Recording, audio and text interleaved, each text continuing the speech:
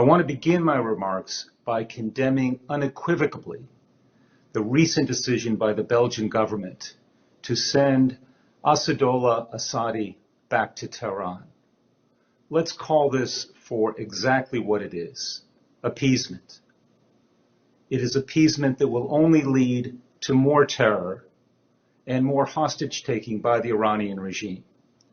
It will turn Belgium into a sanctuary and Brussels a sanctuary city in the heart of Europe for terrorism and terrorist activities that will make all Europeans, and indeed people all over the world, less safe and less secure. It is also contrary to human rights, international law, and recent trends, the values personified by President Zelensky and the Ukrainian people. We understand that Ukraine's fight is everyone's fight. The same is true of your fight for a better future, a safer future, a more democratic future for Iran. The regime would have you believe that your protests are simply a call to impose a different type of tyranny on the Iranian people, a call back to the Shah and his repression.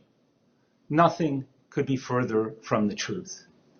All of this is simply a mask, a smokescreen by the regime to try to distract people's attention from its continued terrorism throughout the Middle East, its continued repression at home against the Iranian people, and its massive corruption that fuels the mullahs and this regime going forward. The true costs of Iran's terror and repression are now much better understood than they were even a few years ago. The world now stands behind you and all the freedom-loving Iranian people around the world in support of your aspirations, just as they do stand behind the aspirations of the Ukrainian people. In the United States, there is now wide bipartisan support for Madame Rajavi and her agenda of respect for human rights and representative democracy.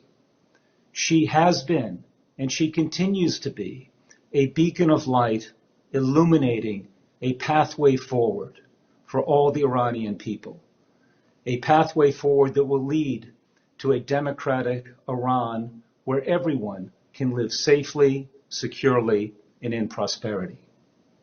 Today, that is what I wish for you and all the Iranian people: a life of peace, security, and safety. And so I say to you once more, thank you for this privilege you've given me to address you today, and may the coming year be filled with nothing but happiness and best wishes. Thank you.